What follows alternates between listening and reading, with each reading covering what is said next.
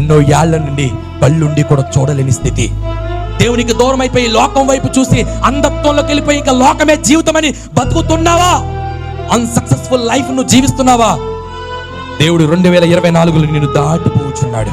నువ్వు కలిగి ఉన్న ఈ 2024వ సంవత్సరం దేవుడు మరొక అవకాశంగా ఇచ్చాడు. ఇప్పుడు దేవుడు నీ ఇంటి బయట నుంచి వెళ్తున్నాడు. దేవుడి వైపు చూడు. అంధత్వంలోంచి బయటికి రా. మోయబడిన కళ్ళు తెరవబడాలంటే ఇప్పుడు నువ్వు చేయాల్సిన పని ఏంటంటే, దావీదు కుమారుడా నన్ను కరుణించయ్యా అని కేకలు వేయాలి. యేసు ప్రభువు అడిగారు, నన్నేం చేయమంటావు అని అడిగిన వెంటనే, ప్రభువా నేను నిన్ను చూడాలనుకుంటున్నానయ్యా అన్నాడంట. వారు 2023లో వాళ్ళు వీళ్ళ కాళ్ళు పట్టుకొని బ్రతిమాలుకున్నావేమో నీ జీవితం కోసం. ఎవడో వాడేదో దారబోస్తాడనే జీవితం.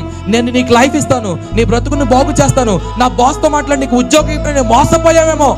ఒక భయంకరమైన అర్థం లేని జీవితాన్ని నువ్వు జీవించావేమో. వాడి కాళ్ళు పట్టుకున్నావేమో. నీ దగ్గర ఉన్న ధనమంతా కూడా వేస్ట్ చేసావేమో. మాయ మాటలు విని, గారిడీ మాటలు విని